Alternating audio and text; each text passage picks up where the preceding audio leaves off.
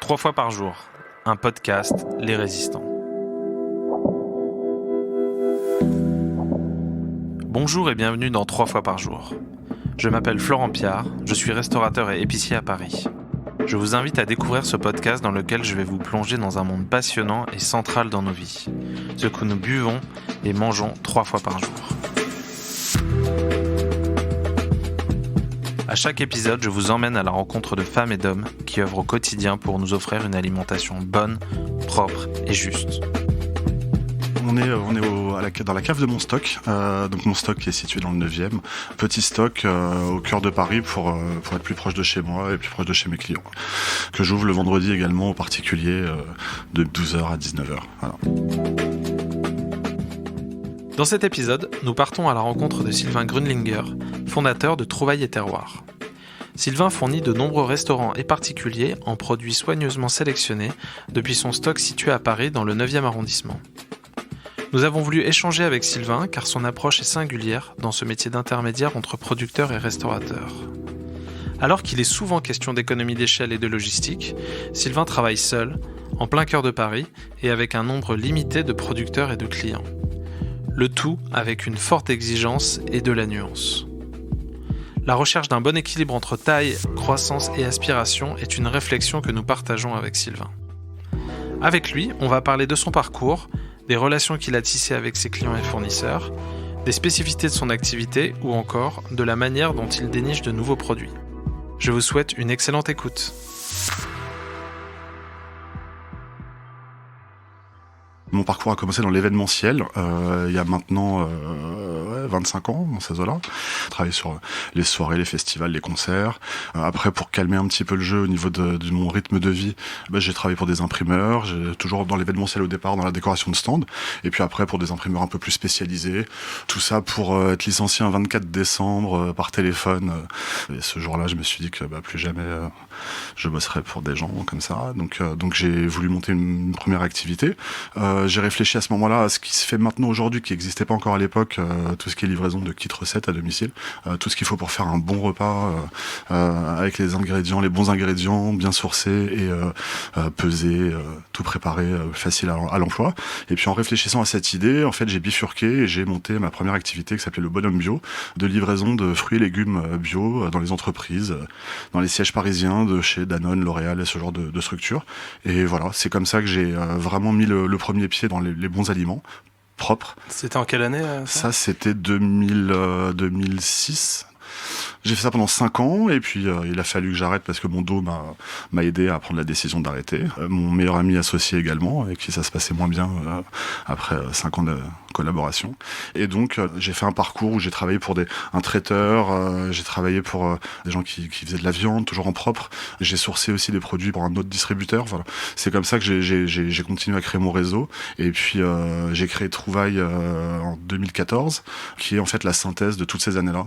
Mon réseau, mes rencontres, ma gourmandise, ma curiosité. Et donc Trouvailles, c'est proposer tous ces produits à des restaurateurs particulièrement, à tout transformateur, tous ceux qui s'intéressent aux bons produits bien faits par des gens bien. Voilà.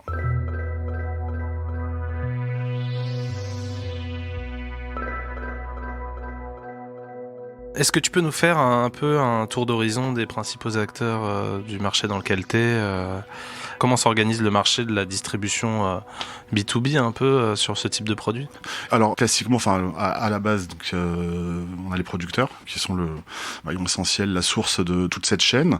Ensuite, historiquement, on a ce qu'on appelle les grossistes, qui sont des distributeurs, qui centralisent la marchandise et qui la distribuent, qui la livrent aux restaurateurs. Maintenant, de plus en plus, il y a aussi des producteurs qui travaillent en direct, qui peuvent distribuer directement leurs produits, qui ont aussi la structure commerciale adaptée. Il y a depuis quelques années, à l'initiative de Terroir d'Avenir, ils ont un peu dynamisé, redonné des lettres de noblesse à cette fonction d'intermédiaire. Moi, je dis que grossiste, effectivement, c'est devenu un gros mot, souvent parce que le boulot était pas forcément bien fait, parce que les producteurs étaient pas forcément respectés, bien payés, bien traités. Il y a des gens qui font bien leur boulot. Je pense que Terroir d'Avenir, c'est un peu la référence quand même dans le secteur. Et puis après, en grandissant, c'est pas forcément toujours aussi évident de rester sur les mêmes niveaux de qualité. Moi, moi, c'est aussi pour ça que j'ai décidé de rester petit. Donc, je vois autour de moi, tous ceux qui grandissent, qui grossissent, ont les problèmes de volume. Plus on fait de volume, moins c'est facile de bien gérer ça, tant en termes de respect du produit, de la fraîcheur. La logistique devient compliquée, le personnel aussi, la gestion des problèmes de personnel. Donc voilà. Aujourd'hui, il faut trouver les solutions adaptées à échelle et à échelle humaine, j'ai envie de dire, pour que ça se passe le moins mal possible. Et le mieux possible, c'est encore mieux, quoi. Toi, du coup, tu as fait le choix de travailler seul ? Oui, c'est un choix de pas grandir, malgré les opportunités, malgré les demandes et la demande qui grandit. Mais c'est aussi une obligation pour moi parce que en fait, j'ai une obligation par ma nature. Je suis très très indépendant. J'ai un niveau d'exigence. Il faut que la marchandise elle soit là où elle doit être, qu'elle arrive dans les restaurants pour qu'ils puissent la cuisiner le midi. Et pour ça, je compte sur moi surtout.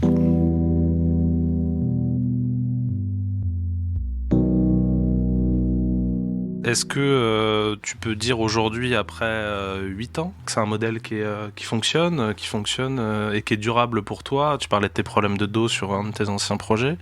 Aujourd'hui, tu te dis c'est pérenne à long terme, financièrement et puis physiquement. Oui, alors le modèle il a fait ses preuves à mon échelle. Donc oui, la société elle est rentable depuis le début. La première année, j'étais encore indemnisé Pôle Emploi, ce qui m'a permis de bien construire, de pas courir après des clients coûte que coûte, donc de construire sereinement mon activité et ma trésorerie, qui me permet aussi d'être en phase avec mes valeurs. C'est-à-dire qu'une trésorerie saine, ça permet avant tout de payer les producteurs sans délai, voire même avant pour certains, surtout au début, quand on se connaît pas. Moi j'aime bien, c'est rassurant. Donc le modèle, il est viable, la société elle dégage un petit peu de bénéfices à la fin de l'année, je me paye correctement, donc je travaille dur pour ça, mais j'ai pas de ce côté-là c'est sain, c'est pérenne. Et puis effectivement moi l'alerte que j'ai c'est au niveau physique, puisque c'est précaire, je démarre très tôt le matin, entre 2 et 3 heures le matin en moyenne, mais je travaille pas le week-end, quasiment pas, à part de l'administratif, donc il y a des côtés précaires, des côtés moins. Il y a un peu de volume, donc j'essaye de limiter. C'est aussi pour ça que j'ai un fourgon.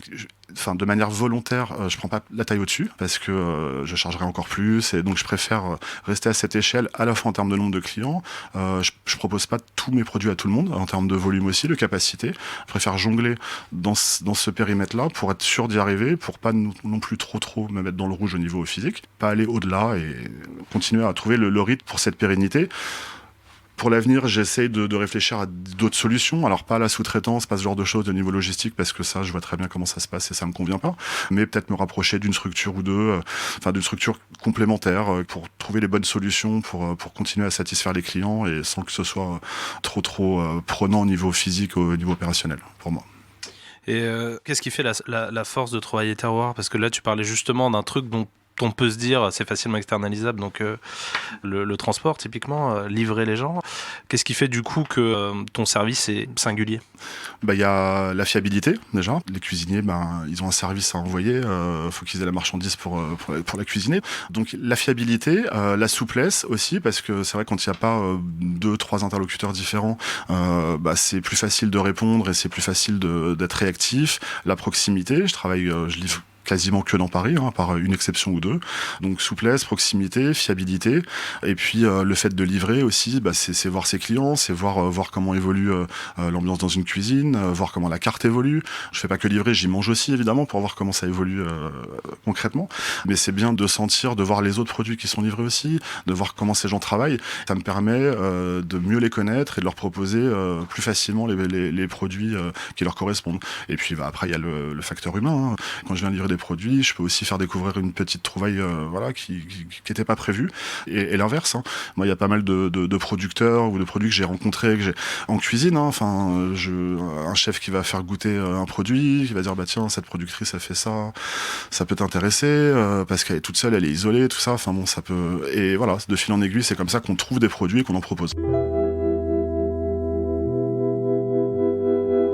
Est-ce que tu peux donner quelques éléments chiffrés du nombre de clients que tu as en gros Ouais. Ma liste de clients, elle est assez mouvante, mais on va dire que je livre entre 30 et 60 clients régulièrement. Alors, il y a ceux que je livre quasiment quotidiennement, ils sont peu nombreux. En tout cas, ceux que je livre 1 ou 2 fois par semaine, ça c'est mon noyau principal, 20-30 de clients. Après, il y a des clients qui viennent chez moi chercher juste certains produits, certains vinaigres spécifiques, d'autres produits plus pointus de manière occasionnelle. exceptionnel. Donc voilà, c'est un client quand même, mais c'est moins de boulot. C'est une fois de temps en temps, une fois par saison, une fois par carte, une fois par plat, une fois comme ça. Après, en termes de volume, je quantifie pas tout, mais on peut dire que ça doit faire quand même 1 à 2 tonnes de marchandises par semaine dans ces eaux-là. Donc ça fait une centaine de livraisons par semaine. Voilà. J'essaye de limiter. Qu'est-ce qui préside à tes choix quand tu choisis un produit ? Déjà, le moteur de toute mon activité et de ma démarche, c'est ma gourmandise. Voilà, je suis gourmand, je m'en cache pas. Donc, c'est vrai que j'ai tendance à sélectionner des produits déjà qui me plaisent à moi, mais je me contente pas de ça parce que bon, on travaille pas que pour soi. Mais c'est vrai que j'ai du mal à vendre des produits que je n'aime pas. Voilà, un bon produit, bien fait proprement, c'est aussi le côté vertueux, responsable, labellisé ou pas, mais souvent c'est le cas pour plein de raisons. Et fait par des gens bien. C'est aussi, c'est pareil, on peut pas labelliser ça, mais les gens bien, c'est-à-dire des gens avec qui on s'entend bien, des gens avec qui il est agréable de passer du temps, avec qui il est agréable de discuter. Voilà. Donc moi ça c'est vraiment c'est les 3 bases. Ouais, c'est mon cahier des charges, on va dire, en termes de recherche de produits. Et est-ce qu'il y a des grandes règles qui définissent pour toi un produit bien fait Déjà la propreté, limiter les intrants, voire les supprimer complètement. Donc c'est quand même bien traiter les sols, pardon, ne pas les traiter, donc les respecter les sols, respecter les gens qui y travaillent, hein, donc pas de chimie. Le bio, c'est quand même un des labels qui permet, notamment sur le maraîchage et toute cette activité, d'avoir une petite, pas une garantie, mais on sait qu'il y a quand même, il y a du contrôle qui est fait. Les tricheurs, ils peuvent pas passer complètement. Ça rassure quand même un petit peu. Moi, j'ai des problèmes avec des choses qui sont moins vérifiables. Quand on parle de culture raisonnée, particulièrement, maintenant c'est devenu une tendance. Hein. Dès que c'est pas labellisé bio, on dit raisonné. Raisonné, moi, j'ai jamais compris ce que ça voulait dire réellement. Raisonner, ça sous-entend que l'homme est raisonnable. Moi, je suis pas sûr que l'homme soit vraiment raisonnable. Donc la culture raisonnée faite par un homme raisonnable, j'y crois pas. Voilà, j'y crois pas. Donc c'est important d'aller voir chez les producteurs comment ça se passe. Il y a les vignerons qui sont sortis des labels, qui ont montré l'exemple aussi en disant venez nous voir, venez voir comment on travaille, vous verrez bien si on fait de la chimie ou pas. Je sais qu'il y en a qui disent voilà, regarde mes enfants dans la cuve, tu penses vraiment que je mets de la chimie si je laisse mes enfants nettoyer la cuve. Voilà, c'est des choses comme ça c'est le concret. Maintenant on peut pas tous aller voir, on peut pas tous mais après il y a la confiance qui s'installe, il y a un réseau, on sait très bien que quelqu'un qui travaille très proprement, il va dans son réseau de producteurs, dans ses collègues, il va avoir des gens qui sont quand même plutôt comme lui, donc c'est comme ça qu'on arrive à identifier. Mais les critères là-dessus, pour moi, c'est vraiment la propreté, ça devrait être la norme. C'est pour ça que moi j'aime pas. Moi on me dit, il y a des particuliers maintenant que j'ouvre aux particuliers le vendredi ici au stock, ils me disent les fruits et légumes, est-ce que c'est bio, est-ce que c'est ci, est-ce que c'est ça, mais vous le mettez pas en avant. Moi j'estime que, alors moi tout est propre, mais j'estime qu'en fait c'est pas à moi d'écrire que c'est comme ça. Ce serait plutôt l'inverse, ce serait plutôt à ceux qui font de la chimie d'écrire que c'est chimique.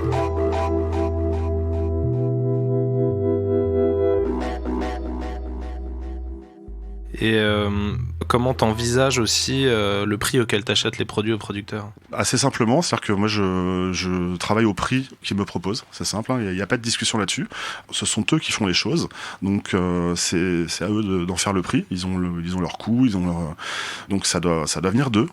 Certains me disent mais ça, à quel prix tu crois que ? Je dis non, le produit vient de chez toi, c'est toi qui le fais, tu sais le temps que tu y passes, tu sais l'énergie que tu y mets. Et donc moi je discute pas le prix, juste je sais le vendre ou pas, c'est mon seul critère.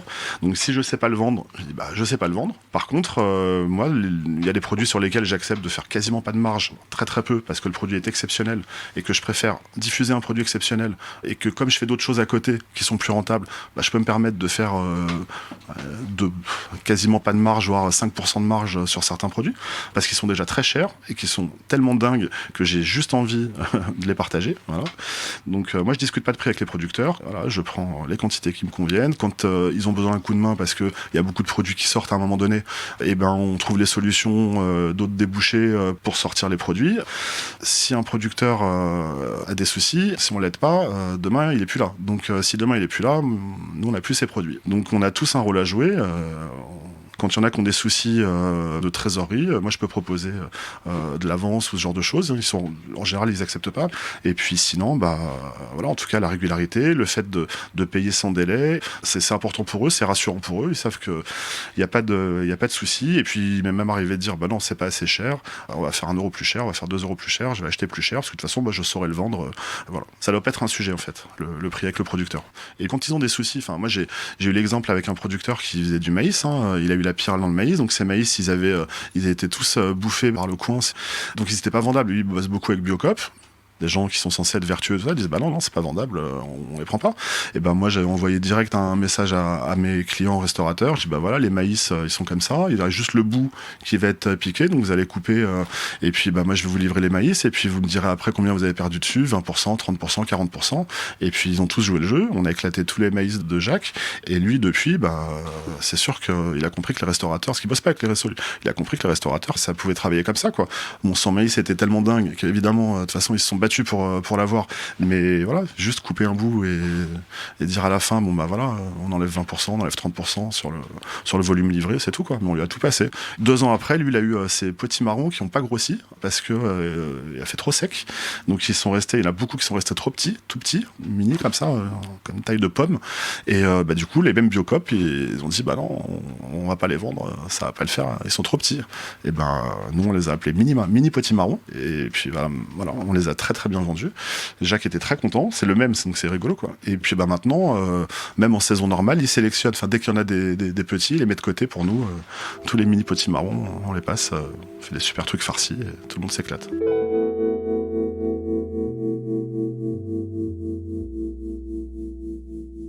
J'imagine que tu fais pas la même marge sur tous les produits, comme dans n'importe quelle entreprise. Est-ce que justement, vu le nombre de clients que tu as, est-ce que tu privilégies aussi les clients qui te permettent de travailler sur un large spectre ?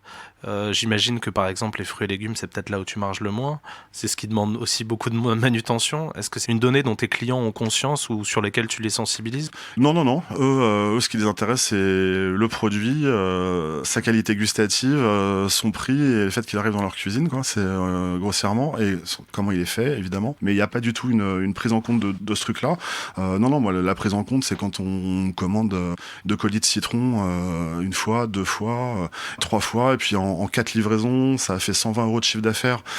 J'ai juste dit au bout d'un moment, non, les gars, soit vous gonflez un peu votre commande, vous savez bien que ça, c'est pas possible. C'est pas rentable, mais c'est même pas mon problème. C'est surtout que ça a pas de sens de livrer 30 € de marchandises. Qui fait ça? Pas moi. Donc, on annule, et puis voilà, et puis j'ai plus de nouvelles. Donc, mais c'est pas grave. Ça se fait naturellement. Voilà, moi, il faut juste que ça ait du sens. Mais, moi, livrer quelqu'un, avec qui ça se passe très bien, lui livrer juste les produits sur lesquels j'ai moins de rentabilité, j'en ai, et voilà, ça se passe bien d'une manière, à partir du moment où moi je suis autonome pour livrer, j'ai la clé, je livre quand je veux la nuit, je perds pas de temps, etc., ça me va, c'est dans un quartier où ça va. S'il y a 2-3 de ces éléments qui sont pas là, c'est que c'est chiant à livrer, c'est pas pratique, et en plus, si je regarde vraiment, c'est pas rentable, évidemment, non. Mais je me dis que la rentabilité qui est peut-être plus faible à un moment donné avec ce client-là, demain, moi je préfère envisager le temps long, c'est au contact des producteurs que j'ai pris cette échelle. Moi, j'ai toujours été dans l'instantanéité. Si c'est pas rentable et que de toute façon ça va s'arrêter à un moment donné pour une raison X ou Y, on s'en fout.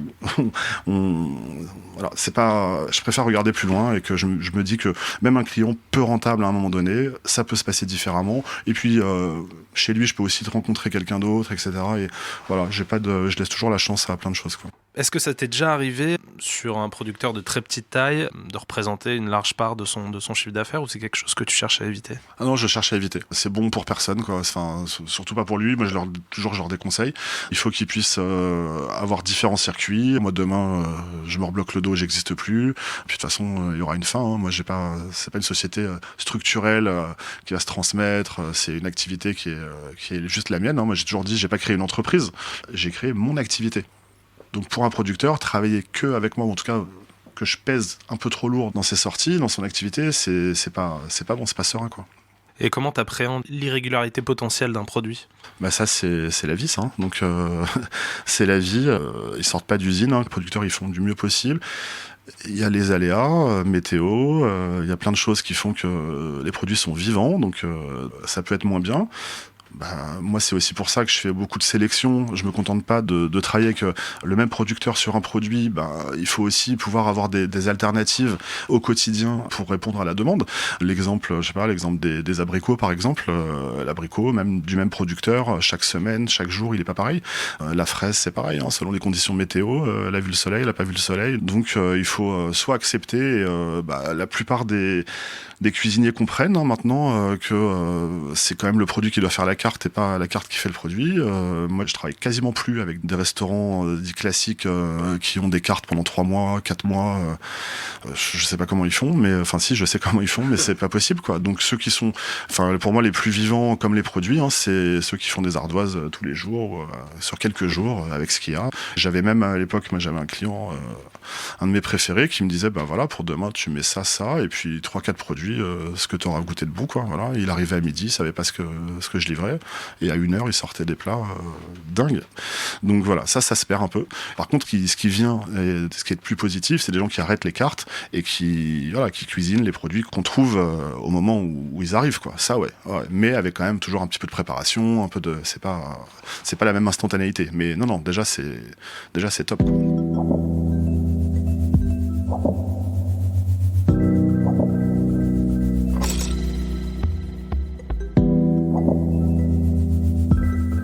Comment tu mets en lien les producteurs avec les cuisinières et les cuisiniers ? Quand ils peuvent venir sur Paris, on va souvent déjeuner ou dîner chez les clients qui utilisent les produits, donc c'est déjà un bon moyen. Et puis quand des cuisiniers peuvent aussi sortir de leur cuisine et aller rencontrer les producteurs, on essaye aussi de faire ça.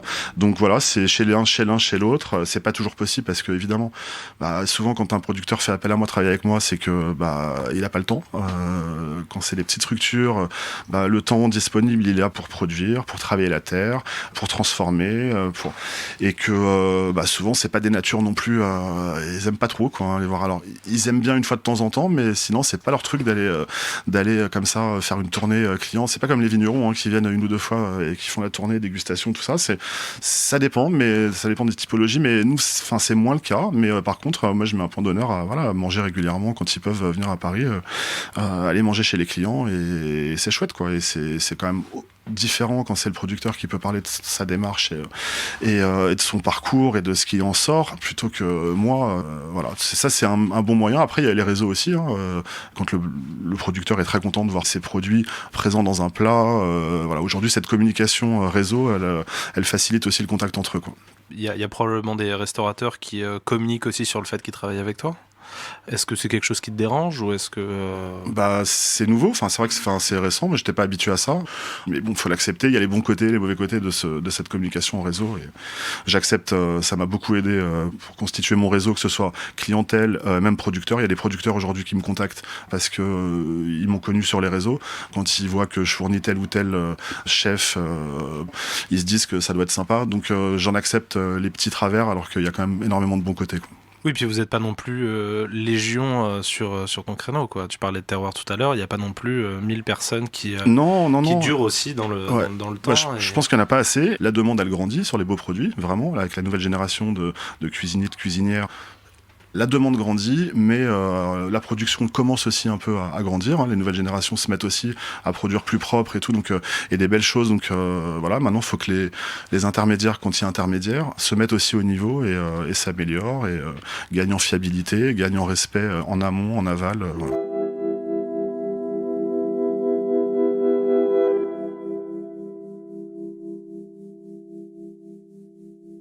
Et du coup, toi aujourd'hui, tu bosses en direct sur tous les produits que tu proposes, ou il y a des produits où tu passes aussi par un intermédiaire ? Non, je bosse pas tout en direct. J'ai aucun problème à communiquer là-dessus, parce que c'est très important. Il y a C'est la grande tendance, hein, le travail en direct. Je le comprends dans plein de contextes, mais sinon, c'est pas toujours aussi évident que ça. D'un point de vue écologique, d'un point de vue logistique, ça a pas toujours de sens, hein, de travailler en direct, hein, de se faire poster des colis de très loin. Et puis, il faut aussi comprendre que les intermédiaires qui ont des relations avec des producteurs depuis 20 ans, 30 ans, mais des vraies bonnes relations durables. Hein. Nous, dans le bio, les bons produits, les très bons produits, ils sont déjà identifiés depuis longtemps. Enfin, je veux dire, c'est pas que des producteurs qui se sont installés il y a 2 ans. Hein. Donc, quelqu'un qui travaille déjà avec un grossiste depuis 20 ans, 30 ans, 40 ans, comme ça peut être le cas, allez voir pour essayer d'avoir ces super produits en direct. Vous pouvez toujours essayer. Hein. Moi, j'ai essayé. Hein, souvent. Non, ça marche pas. C'est pas possible. Pourquoi il vous donnerait à vous des produits et plus à l'intermédiaire avec qui il travaille depuis 20, 30 ans, avec qui il a noué des relations étroites, qui l'a aidé dans les moments où il était pas bien, qui est capable de lui sortir tous ses produits à tout moment quand il a besoin, qu'il pleuve, qu'il vende, qu'il neige. Donc, c'est pas possible. Donc, moi, je préfère aller chercher, trouver ce bon produit. C'est pour ça que je chine aussi. Quand je vais à Rungis, on parle d'un micro îlot de beaux produits que je sais trouver à Rungis. Et je sais chiner des produits comme là, j'ai un petit pois depuis une semaine, mais moi j'ai jamais goûté ça. Je l'achète à un intermédiaire. Il est où le problème? Donc il y a 2 intermédiaires. Il y a un intermédiaire qui a la chance d'avoir ce produit-là, et il y a moi, je suis l'autre intermédiaire qui a la chance de pouvoir aller le goûter et de dire moi je veux ça pour mes clients. Et maintenant j'ai mes clients derrière qui tous les jours m'envoient des messages en disant mais ce petit pois il est magique. Donc c'est aussi ça la réalité du terrain. C'est pas que la relation directe. Ce qui compte c'est le produit, le trouver, le rendre accessible. Voilà.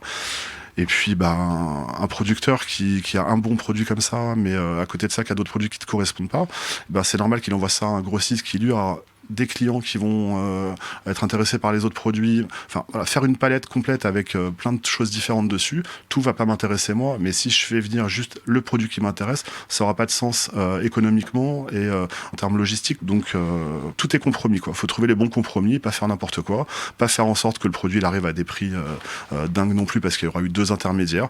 Quand on fait ça, on rogne un peu sur sa marge, mais bon, moi je préfère rogner sur ma marge encore une fois et proposer un produit qui sort du lot et qui satisfait tout le monde. Donc même si la tendance elle est à travailler tous les produits qui sont autour de chez soi, malheureusement on est en région parisienne. Qu'on m'explique que des cerises de région parisienne seront aussi bonnes que les cerises qui vont bientôt arriver là de chez Nadège et Vincent en Provence, mais moi je veux bien, mais j'ai quand même un peu de mal, j'ai jamais goûté comme ça. Donc c'est comme ça, hein, c'est pas faut raisonner terroir. J'irai jamais chercher un produit qui est autour de chez nous, j'irai jamais le chercher ailleurs, mais autour de chez nous, ça veut dire quand même pour moi la Provence c'est pas le bout du monde quoi. Il y a quand même beaucoup de bons produits qui viennent de là, enfin le terroir il a quand même son mot à dire. Mais après, quand on fait venir de la marchandise de plus loin, il faut juste être cohérent, faire des choses, comme je le disais tout à l'heure, pas se faire livrer 50 kilos de marchandises pour venir de Provence, ça va pas quoi. Donc il faut trouver les solutions logistiques, il faut faire des choses cohérentes, massifier avec d'autres, avec des collègues, faire des palettes entières qui arrivent à Rungis, parce qu'on a beau dire Rungis ce qu'on veut, mais Rungis c'est une plateforme logistique. Rungis c'est un monde complètement à part dans lequel moi j'ose pas m'y perdre. Donc moi je reste tout à fait dans ma petite enclave chez les 2-3 acteurs chez qui j'arrive à aller parce que je sais que je peux trouver des belles choses et qui correspondent à mes critères. Par contre, je vois autour, et je passe au travers et je veux pas voir. C'est une usine à distribution de fruits et légumes.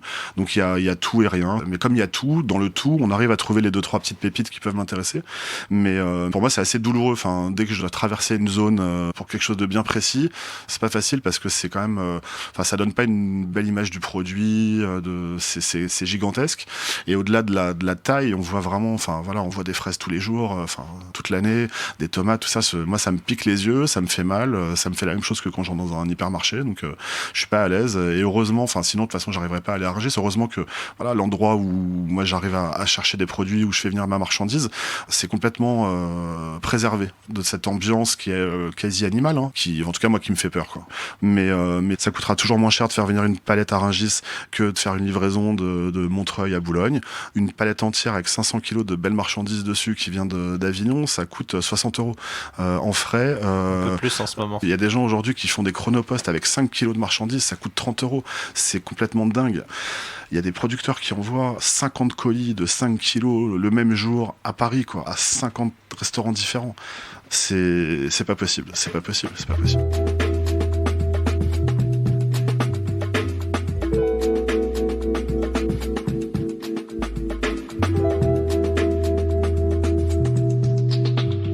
Comment t'envisages du coup la communication qui est faite, pas que par les restaurants, par les épiceries, par les politiques, même sur le terme de circuit court?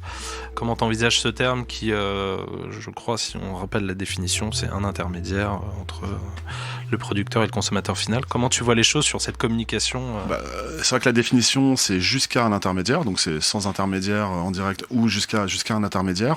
Enfin, moi, comme j'ai tendance à dire que ce soit pour le circuit court, pour le local, ça suffit pas comme critère. Donc déjà, moi, un local en circuit court, si c'est pas bon, ça m'intéresse pas. Le circuit court, si c'est pas propre, ça m'intéresse pas. Et c'est pas parce que c'est local que c'est bien. Non, c'est un critère, ça ne suffit pas. Et moi, je préfère parler de circuits vertueux, d'écosystèmes vertueux, avec des gens qui font bien. Et on peut être 2, 3, à partir du moment où la chaîne, elle convient à tout le monde et que le producteur, l'intermédiaire ou les intermédiaires et le client final, si tout le monde est content, bah pour moi, ça s'appelle ça, c'est le bon circuit.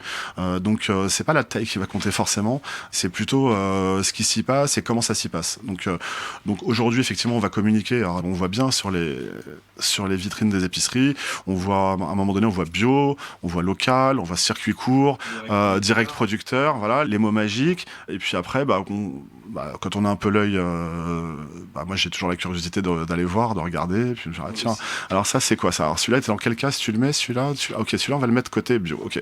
Alors ce produit-là, on va le mettre, peut-être on va le mettre côté direct producteur. Ouais, mais c'est pas, t'as vu, c'est moche, hein, c'est pas bon, hein, mais bon, faut qu'il y ait direct producteur. Et ce produit-là, ok.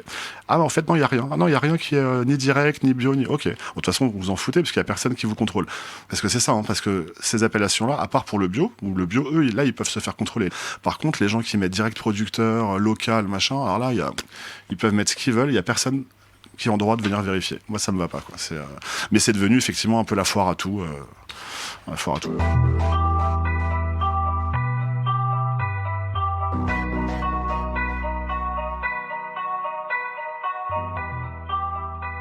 Et le fait que les restaurateurs mettent sur leur carte le nom des producteurs, tu penses que c'est bien? Tu penses que c'est pas nécessaire? C'est pas toujours nécessaire, et puis en plus souvent vous vous rendez compte qu'il y a peut-être 3 ou 4 noms dans le meilleur des cas qui vont être indiqués alors que des producteurs et enfin en tout cas des gens chez qui ils se fournissent ou des produits qu'ils utilisent, il y en a des dizaines voire des centaines, donc c'est toujours compliqué, c'est réducteur, c'est des effets de mode, il y a tel et tel maraîcher ou producteur à la mode, donc c'est bien de l'indiquer. Donc je sais pas, je suis partagé. J'ai quand même aussi mangé dans des restaurants où à chaque fois qu'on nous sert un plat, faut nous expliquer que c'est quand même, faut nous dire que c'est la carotte de chez machin, la patate de chez Michel, le bœuf de chez. Au bout d'un moment, ça peut être un peu fatigant. Donc le dire quand c'est quelque chose d'un peu spécifique, oui, mais le name dropping comme ça à outrance, c'est pas toujours. Moi, je suis plus pour une liste de producteurs réguliers, récurrents à la fin d'une carte ou sur une ardoise dans un restaurant. Ça me parlera plus. Et puis il y en a qui maintenant aussi même indiquent même des intermédiaires avec lesquels ils travaillent, des terroirs d'avenir, parfois moi ou d'autres. Il y a des gens qui comprennent que c'est pas un gros mot de dire que je travaille avec quelqu'un qui me sélectionne les produits, je fais pas tout en direct. C'est la religion du direct, c'est pas la vérité, quoi. C'est pas que ça, quoi.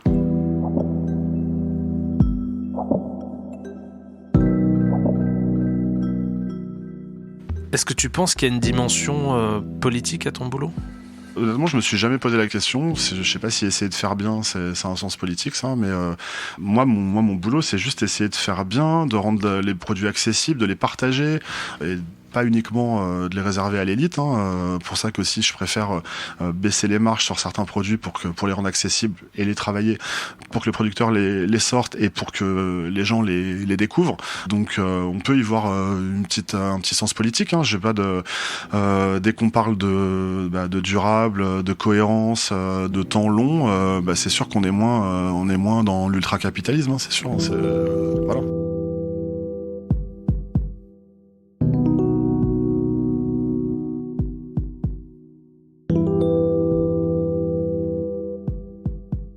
Et est-ce qu'il y a des produits pour lesquels tu as l'impression que, de par leur nature, de par le prix que le producteur pratique et de par après la marge que tu dois potentiellement prendre ou pas prendre, c'est des produits qui sont pas vraiment démocratisables? Je parle de produits, je parle pas de caviar, je parle de produits relativement populaires, entre guillemets.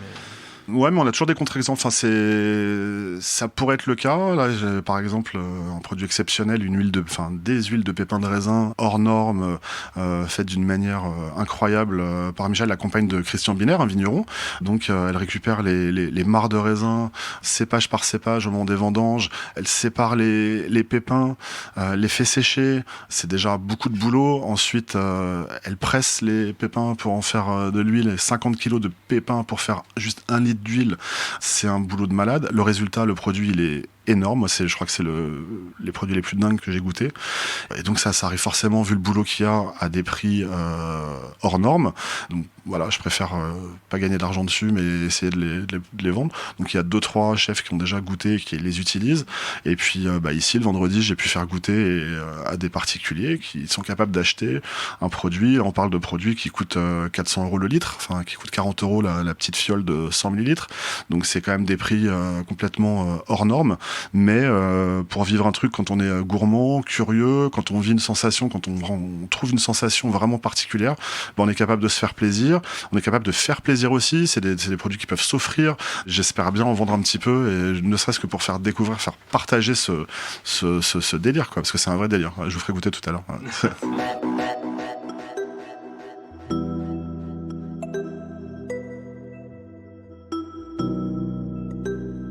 Et sur le futur du métier, comment tu le...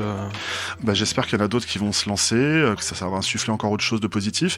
Moi, l'avenir, je le vois encore, encore plus d'adaptation, parce que les conditions, on a connu des crises, on a traversé, on s'est adapté toujours en permanence. Certains restaurateurs aussi, les clients, les particuliers, les clients finaux se sont adaptés aussi.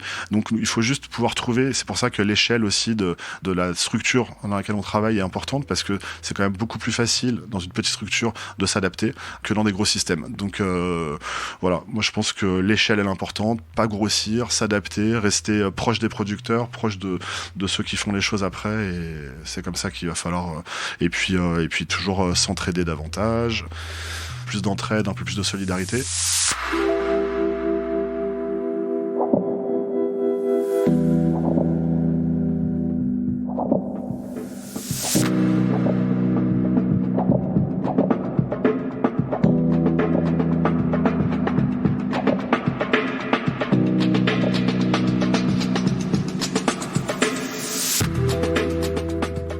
Un grand merci à Sylvain d'avoir pris le temps de partager avec nous son expérience. Vous pouvez le retrouver et découvrir ses produits tous les vendredis au 10 rue Alfred Stevens dans le 9e arrondissement de Paris. Merci également à l'équipe de 3 fois par jour, Vincent Deck à la production, Éléonore Ardelano et Arthur Cohen à la conception. On se retrouve très bientôt pour un prochain épisode de 3 fois par jour. En attendant, n'hésitez pas à nous partager vos commentaires et suggestions par mail à l'adresse podcast@lesrésistants.fr ou bien via nos comptes sur les réseaux sociaux. À très bientôt.